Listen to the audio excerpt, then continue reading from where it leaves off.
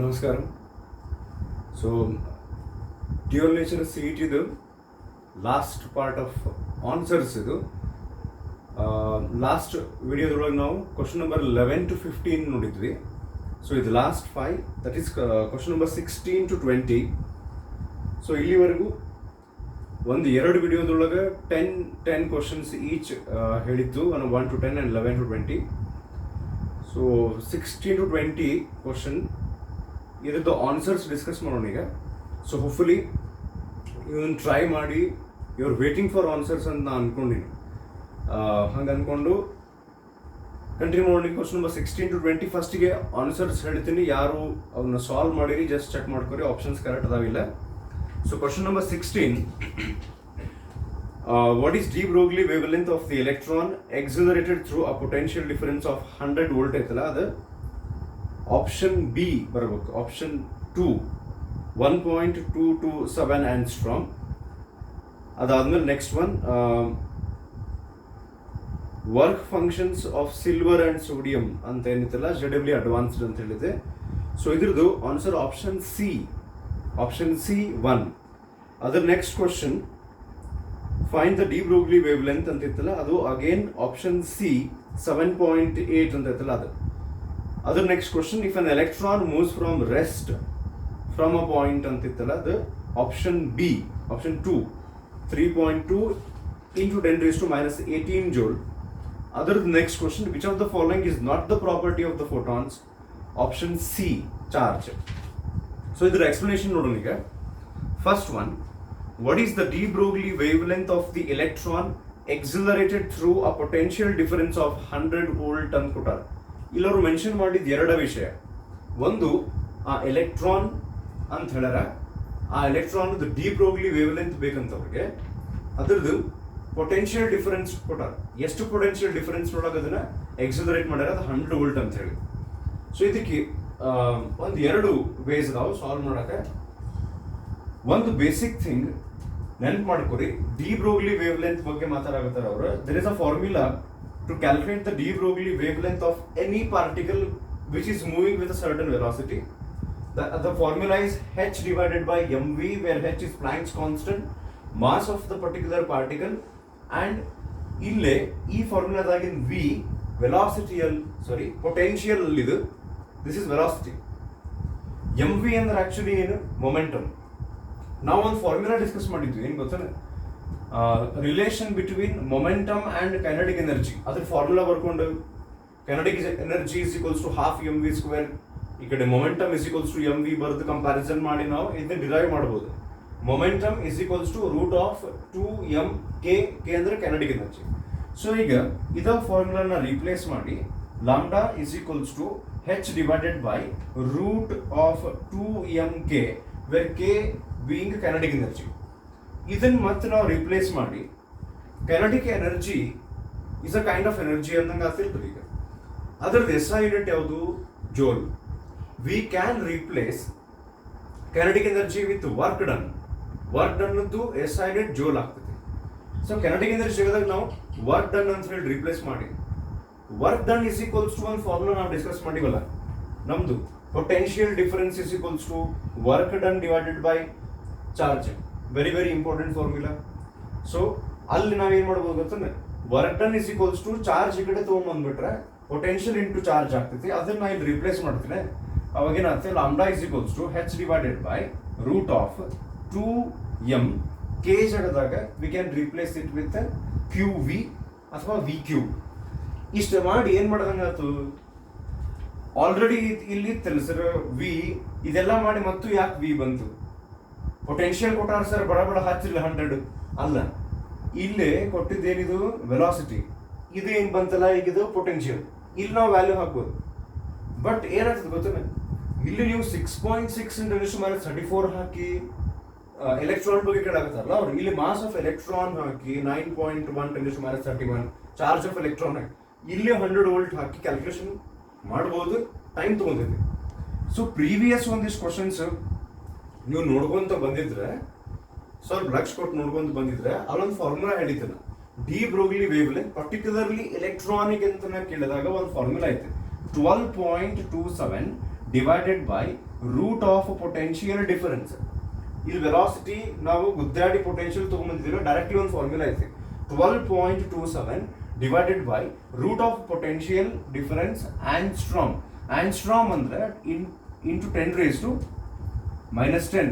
ಇಲ್ಲೇ actually options ಒಳಗೆ ಅವರು ಆಂಗ್ಸ್ಟ್ರಾಮ್ ಕೊಟ್ಟಾರ ಇಲ್ಲಿ. So root of potential difference ಅಂತ ನಾವು ತಗೊಂಡಾಗ ಎಷ್ಟಿತ್ತು ವ್ಯಾಲ್ಯೂ ವಿತ್ 100 ವೋಲ್ಟ್ ಐತಿ, ಹೌದಾ? ಸೊ ರೂಟ್ ಆಫ್ 100 ಹಾಕಿದ್ರೆ ಎಷ್ಟು ಉಳಿತು? 10 ಆಯ್ತು. ಸೊ 12.27 ಡಿವೈಡ್ ಬೈ 10 ಮಾಡಿದ್ರೆ it becomes 1.227 angstrom. So quite simple ಐತಿ. ಈ ಫಾರ್ಮುಲಾ ಯೂಸ್ ಮಾಡಿಬಿಟ್ರೆ ವೆರಿ ಫಾಸ್ಟ್ ಕ್ಯಾಲ್ಕುಲೇಟ್. ಇದು ಆಕ್ಚುಲಿ ಎಷ್ಟು ಕಾಂಪ್ಲಿಕೇಟ್ ಆಗ್ತೈತಿ, ಈ ಎಲ್ಲ ವ್ಯಾಲ್ಯೂಸ್ ಹಾಕೊಂತ ಹೋದ್ರೆ ಇದು ವೆರಿ ಈಸಿಲಿ ಬರ್ತೈತಿ. ಈ ಫಾರ್ಮುಲಾ ನೆನ್ಪಿಟ್ಕೊಂಡ್ರೆ ಯೂಸ್ಫುಲ್ ಆಗುತ್ತೆ.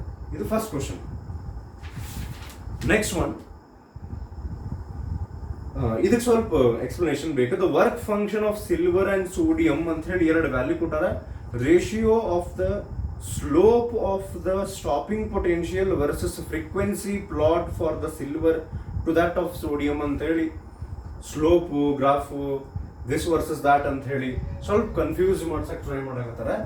ಅಷ್ಟು ಆಕ್ಚುಲಿ ಅದು ಕಾಂಪ್ಲಿಕೇಟೆಡ್ ಇಲ್ಲ, ಬಟ್ ಸ್ಟಾರ್ಟಿಂಗ್ ಆಲ್ರೆಡಿ ನೀವು ಸಾಲ್ವ್ ಮಾಡಿರಬಹುದು. ಅಂದರೂ ಫಸ್ಟ್ ಟೈಮ್ ಯಾವ ರೀತಿ ವಿಚಾರ ಮಾಡಬೇಕು ಇದನ್ನ ಅಂತ ಗೊತ್ತಾಗಿಲ್ಲ. ಇಲ್ಲಿ ಹೇಳ್ತೀನಿ, ಅಕಸ್ಮಾತ್ ಗೊತ್ತಾಗಿದ್ರೆ ಚಲೋ, ಇಲ್ಲ ಸ್ವಲ್ಪ ರಕ್ಷಿಸ್ಕೊಡ್ರಿ. ಈ ಚಾಪ್ಟರ್ನಾಗ ಒಂದು ಫಾರ್ಮುಲಾ ಐತಿ, ಐನ್ಸ್ಟೀನ್ಸ್ ಫೋಟೋಎಲೆಕ್ಟ್ರಿಕ್ ಇಕ್ವೇಶನ್ ಅಂತ ಹೇಳಿ. ಅಲ್ಲಿ ಕೈನೆಟಿಕ್ ಎನರ್ಜಿ, ಈಗ ಒಂದು ಮೆಟಲ್ ಸರ್ಫೇಸ್ ತಗೋರೆ, ಎಲೆಕ್ಟ್ರಾನ್ಸ್ ತಗೋರಿ, ಇದ್ರ ಮೇಲೆ ಫೋಟಾನ್ಸ್ ಬಂದು ಯಾವಾಗ ಇನ್ಸಿಡೆಂಟ್ ಆಗ್ತಾವಲ್ಲ, ಆ ಫೋಟಾನ್ಸು ಎಲೆಕ್ಟ್ರಾನಿಗೆ ಏನು ಕೊಡ್ತಾವು? ಎನರ್ಜಿ ಕೊಡ್ತಾವೆ.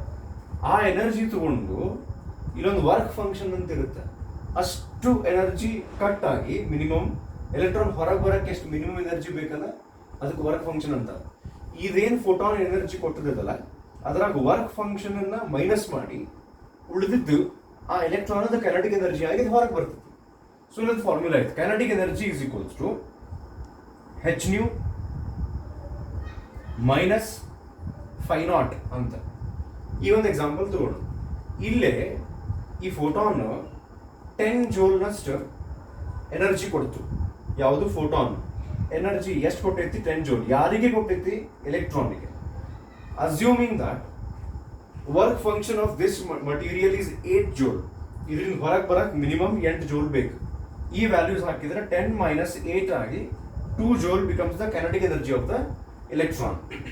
ಈಗ ಇವ್ರು ಸ್ಲೋಪು ಗ್ರಾಫ್ ಅಂತ ಏನೋ ಅಂದಾರಲ್ಲ, ನಿಮಗೆ ಗೊತ್ತಿದ್ರೆ ಇದೇ ಫಾರ್ಮುಲಾದೊಳಗೆ ಇದೇ ಚಾಪ್ಟರ್ನೊಳಗೆ ಇನ್ನೊಂದು ಫಾರ್ಮುಲಾ ಐತಿ, kinetic energy is equals to EV0 ಅಂತ ಹೇಳಿ. ಸೊ ಈ ಫಾರ್ಮುಲಾ ಹಾಕ್ತೀನಿ ನಾನು. ಕೈನೆಟಿಕ್ ಎನರ್ಜಿ ಜಗದಾಗ EV0 ಹಾಕ್ತೀನಿ. EV0 ನ ಯಾಕೆ ಹಾಕಿದೆ? ಕನಸು ಬಿಡಬೇಕನ್ನ ನಮಗಂದ್ರ V0 ಅಂದ್ರೆ ಏನು ಗೊತ್ತ? ಇಲ್ಲ ಸ್ಟಾಪಿಂಗ್ ಪೊಟೆನ್ಷಿಯಲ್ ಇದೆ. ಈ ಕ್ವಶನ್ನಾಗ ಮಾತಾಡಕತ್ತಾರ ನೋಡು, ಏನಂತ ಒಂದು ಗ್ರಾಫ್ ಹಾಕ್ತಾರೆ, stopping potential versus frequency. So ಈ ಒಂದ ಫಾರ್ಮುಲಾದಾಗ ಸ್ಟಾಪಿಂಗ್ ಪೊಟೆನ್ಷಿಯಲ್ ಮತ್ತು ಫ್ರೀಕ್ವೆನ್ಸಿ ಬಂತು. ಈಗ ನಾ ಏನು ಮಾಡ್ತೀನಿ, keeping stopping potential on the left hand side, I will take the electron value, charge value to the right hand side. ಅವಾಗ ಏನಾಗ್ತದೆ, H divided by E into frequency ಅಂತ ಬರೀತೀನಿ ನಾ. ಇದು ಏನಿಲ್ಲ, ಇದು LHS ಇಂದ RHS ತೊಗೊಂಡು ಹೋದ್ರೆ ಇದಕ್ಕೂ ಡಿವೈಡ್ ಬೈ E, ಇದಕ್ಕೂ ಡಿವೈಡ್ ಬೈ E ಆಗ್ತದೆ. Minus φ0 by E. φ0 by E ಇರ್ಕೋಲ್ಲ ಸೈಡ್ಗೆ. ಈಗ ಈ ಫಾರ್ಮುಲಾ ಸ್ವಲ್ಪ ನೀವು ಕೇರ್ಫುಲ್ ಆಗಿ ನೋಡಿದ್ರೆ ಆಮೇಲೆ ನಿಮಗೆ ಇದು ಬರ್ತಿತ್ತಂದ್ರೆ ಏನಂತಾರ, ಅದಕ್ಕೆ ಗಣಿತ ಅಂತಾರೆ ನೋಡ್ರಿ, ಗಣಿತ ಮ್ಯಾಥ್ಸ್ ಅಂತಾರಲ್ಲ, ಅದು ನೆನಪಿತ್ತಂದ್ರೆ ಒಂದು ಸ್ವಲ್ಪ y is equals to mx plus C ಅಂತ ಹೇಳಿ ಒಂದು ಇದಿರುತ್ತೆ ನೋಡ್ರಿ, ಸ್ಟ್ರೇಟ್ ಲೈನ್ ಇಕ್ವೇಶನ್. ಅದ್ರೊಳಗೆ ಎಂ ಇದಕ್ಕೇನಂತಾರೆ, ಇದಕ್ಕೆ ಸ್ಲೋಪ್ ಅಂತ ಕರೀತಾರೆ. ನಿಮ್ಗೆ ಗೊತ್ತು, ಇದು X axis Y axis values ಹಾಕೊಂತ ಹೋದ್ರೆ ಇದು ಇನ್ನ ವೈ ಇಂಟರ್ಸೆಪ್ಟ್ ಅಂತ ಏನು ಕರೀತಾರೆ. ಎಂ ಅಂದ್ರೆ ಸ್ಲೋಪ್. ಇಲ್ಲಿ ಏನ್ ಕೇಳ್ಯಾರ ಅವ್ರಿಗೆ ಕ್ವಶನ್ನಾಗ? ಸ್ಲೋಪ್ ಕೇಳ್ಯಾರ. ಏನ್ ಕೇಳ್ಯಾರ ಗೊತ್ತ? ರೇಷಿಯೋ ಆಫ್ ದ ಸ್ಲೋಪ್ ಅಂತ. ಮತ್ತೆ ಇಲ್ಲೇ ಎರಡು ಮಟೀರಿಯಲ್ ಕೊಟ್ಟಾರ ನೋಡ್ರಿ, ಒಂದು ಸಿಲ್ವರ್, ಒಂದು ಸೋಡಿಯಂ. ಅಂದ್ರೆ ಈ ಫಾರ್ಮುಲಾ ನೀವು ಸಿಲ್ವರಿಗೆ ಒಮ್ಮೆ ಹಚ್ಚಿ, ಇದ ಫಾರ್ಮುಲಾನ ಸೋಡಿಯಂಗೆ ಒಮ್ಮೆ ಹಚ್ಚಿ, ಎರಡೂದ್ರೊಳಗೂ ಸಿಲ್ವರಿಗೆ ಎಷ್ಟು ಸ್ಲೋಪ್ ಬರ್ತೈತಿ ಸ್ಟಾಪಿಂಗ್ ಪೊಟೆನ್ಷಿಯಲ್ ವರ್ಸಸ್ ಫ್ರೀಕ್ವೆನ್ಸಿ, ಸೋಡಿಯಂಗೆ ಎಷ್ಟು ಸ್ಲೋಪ್ ಬರುತ್ತೆ ಸ್ಟಾಪಿಂಗ್ ಪೊಟೆನ್ಷಿಯಲ್ ವರ್ಸಸ್ ಫ್ರೀಕ್ವೆನ್ಸಿ. ಆ ಎರಡು ಸ್ಲೋಪದ ರೇಷಿಯೋ ಬೇಕಂತ ಅವ್ರಿಗೆ. ಈಗ ಲೈಕ್ ನೋಡಿ, ಒಂದು ನಿಮಿಷ, ಇಲ್ಲೊಂದು ನಾನು ಗ್ರಾಫ್ ಹಾಕ್ತೀನಿ, ವೈ ಆಕ್ಸಿಸ್ ಇದೆ ಎಕ್ಸ್ ಆಕ್ಸಿಸ್. ಈಗ ಅವರು ಸ್ಟಾಪಿಂಗ್ ಪೊಟೆನ್ಷಿಯಲ್ ವರ್ಸಸ್ ಫ್ರೀಕ್ವೆನ್ಸಿ ಅಂದಾರೆ ಇಲ್ಲಿ. ಈಗ ಅಂದ್ರೆ ನಾವು ಸ್ಟಾಪಿಂಗ್ ಪೊಟೆನ್ಷಿಯಲ್ ಯಾಕಡೆ ತಗೋತೀವಿ, ವೈ ಆಕ್ಸಿಸ್ನಾಗ ತಗೋಬೇಕು, ವರ್ಸಸ್ ಏನಂದಾರ ಫ್ರೀಕ್ವೆನ್ಸಿ, ಅದನ್ನ ನಾವು ಎಲ್ಲಿ ತಗೊಂತೀವಿ, ಎಕ್ಸ್ ಆಕ್ಸಿಸ್ ನೊಳಗೆ. ಸೊ ಈ ಫಾರ್ಮುಲಾ ನಮಗೆ ಹೇಳಿದೈತಿ, ಇದು ಈ ಫಾರ್ಮ್ಯಾಟ್ನೊಳಗೆ ಇರುವುದರಿಂದ ನೀವು ಕಂಪ್ಯಾರಿಸನ್ ಮಾಡಿದ್ರೆ, when stopping potential is along Y axis, frequency is along X axis, ಇಲ್ಲೇನ್ ಹೆಚ್ ಡಿವೈಡೆಡ್ ಬೈ ಇ ಅಂತ ಉಳಿತಲ್ಲ, this becomes what, slope. So that means ಸ್ಲೋಪದ ವ್ಯಾಲ್ಯೂ ಏನಾಯ್ತು, ಹೆಚ್ ಡಿವೈಡೆಡ್ ಬೈ ಇ. ಇದನ್ನ ನೋಡಿದ್ರೆ ಒಂದು ಇಂಟ್ರೆಸ್ಟಿಂಗ್ ಫ್ಯಾಕ್ಟರ್ ಐತಿ ಇಲ್ಲಿ. What is H?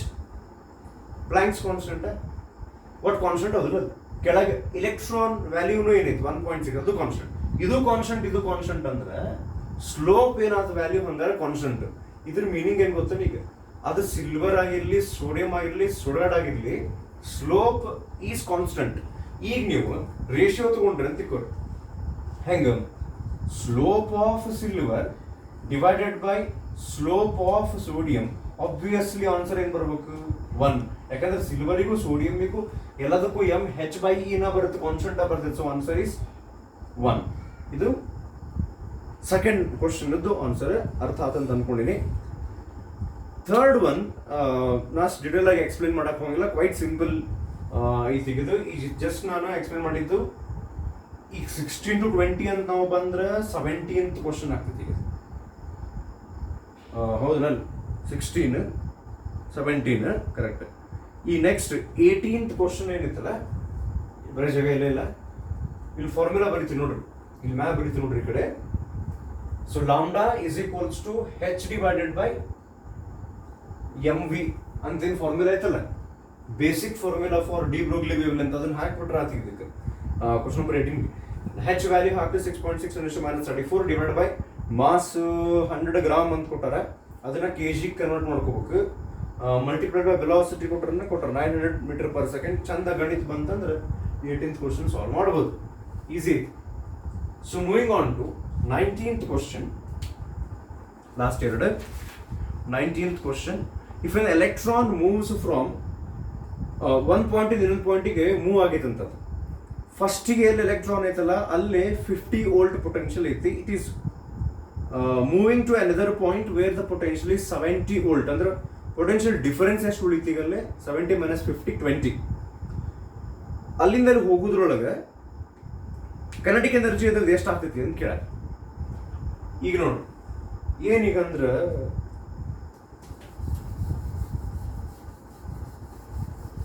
ನಾವು ಇದ್ರ ಹಿಂದಿನ ವಿಡಿಯೋದೊಳಗೆ ನೀವು ಆನ್ಸರ್ಸ್ ಚೆಕ್ ಮಾಡಿದ್ರೆ, ಪೊಟೆನ್ಷಿಯಲ್ ಡಿಫರೆನ್ಸ್ ಒಳಗೆ ನಾವು ಒಂದು ಪೊಟೆನ್ಷಿಯಲ್ ಡಿಫರೆನ್ಸ್ ಒಂದ್ ಕಡೆ ನೆಗೆಟಿವ್, ಒಂದ್ ಕಡೆ ಪಾಸಿಟಿವ್, ಈ ರೀತಿ ಮೇಂಟೈನ್ ಮಾಡಿ ಒಂದು ಯಾವುದೋ ಚಾರ್ಜ್ ಅನ್ನ ಎಕ್ಸಲರೇಟ್ ಮಾಡಿದಾಗ ಅದ್ರ ಕೈನೆಟಿಕ್ ಎನರ್ಜಿ ಇತ್ತಂದ್ರೆ ಪೊಟೆನ್ಷಿಯಲ್ ಎನರ್ಜಿ ಕನ್ವರ್ಟ್ ಆಗ್ತೈತಿ, ಪೊಟೆನ್ಷಿಯಲ್ ಎನರ್ಜಿ ಇದ್ರೆ ಕೈನೆಟಿಕ್ ಎನರ್ಜಿ ಕನ್ವರ್ಟ್ ಆಗ್ತೈತಿ, ಇಂಥವೆಲ್ಲ ಆಗ್ತಾವ. ಸೊ ಈಗ ಇಲ್ಲಿ ನಾವೇನ್ ಮಾಡ್ಬೋದು ಗೊತ್ತಾ, kinetic energy is equals to potential energy. Potential energy ಜಗದಾಗ ನಾನು ವರ್ಕ್ ಡನ್ ಅಂತ ಬರೀತೀನಿ. ಯಾಕಂದ್ರೆ ಯಾವಾಗಲೂ ಪೊಟೆನ್ಷಿಯಲ್ ಎನರ್ಜಿ ಹೆಂಗ್ ಸ್ಟೋರ್ ಆಗ್ತೈತಿ, ಒಂದು ಚಾರ್ಜ್ ಮೂವ್ ಮಾಡಕ್ ನಾವು ಎಷ್ಟು ವರ್ಕ್ ಮಾಡ್ತೀವಲ್ಲ ಹಂಗ. ಈ ಕ್ವಶನ್ನಾಗ ಅವ್ರು ಕೇಳಿದ್ದು ಕೈನೆಟಿಕ್ ಎನರ್ಜಿ, ಅದು 50 ವೋಲ್ಟ್ ಇಂದ ಹಿಡಿದು 70 ವೋಲ್ಟ್ ಪೊಟೆನ್ಷಿಯಲ್ ತನ ಹೋಗೋದ್ರೊಳಗೆ ಕೈನೆಟಿಕ್ ಎನರ್ಜಿ ಹೆಂಗ್ ಆಗ್ತೈತಿ ಅಂತ ಕೇಳಾರ. So kinetic energy is equals to work done. ಅಂದ್ರೆ ವರ್ಕ್ ಡನ್ ನಾನು ಜಸ್ಟ್ ಇದ್ರ ಹಿಂದಿನ ಕ್ವಶನ್ ನೋಡಿದ್ವಲ್ಲ ನಾವು, ಇಂಪಾರ್ಟೆಂಟ್ ಫಾರ್ಮುಲಾ ಅದ್ರೊಳಗೆ work done can be replaced with potential difference into ಯಾವ ಚಾರ್ಜ್ ನೀವು ಮೂವ್ ಮಾಡಾಕತ್ತೀರ ಅದು. ಸೊ ಪೊಟೆನ್ಷಿಯಲ್ ಡಿಫರೆನ್ಸ್ ಎಷ್ಟೈತಿಲ್ಲ, 70 - 50 is 20. 20 ಇಂಟು ಇಲೆಕ್ಟ್ರಾನ್ ಮೂವ್ ಮಾಡಾಕತ್ತಾರ ಇಲ್ಲವರು. ಸೊ ಎಲೆಕ್ಟ್ರಾನ್ ಅಂದ್ರೆ ಅದ್ರ ಚಾರ್ಜ್ ಹಾಕ್ರಿ ವ್ಯಾಲ್ಯೂ. ಸೊ ಇದೇನಾಗ್ತೈತಿ, ಈ 20 ಒಳಗಿಂದ ಈ 0 ತಗೊಂಡು 10 ಮಾಡ್ಕೊಂಡು ಹೊರಗೆ ತಗೊಂಡು ಇದನ್ನ 18 ಮಾಡಿ 1.6 × 2 is 3.2 × 10⁻⁻18 ಜೋಲ್. ಇದು ಆನ್ಸರ್ ಆಪ್ಷನ್ ಯಾವ್ದು, ಬಿ. ಇದು ಕ್ವಶನ್ ನಂಬರ್ 19 ಅಂತ ಅನ್ಕೊಂಡು, ಹೌದಲ್ರಿ?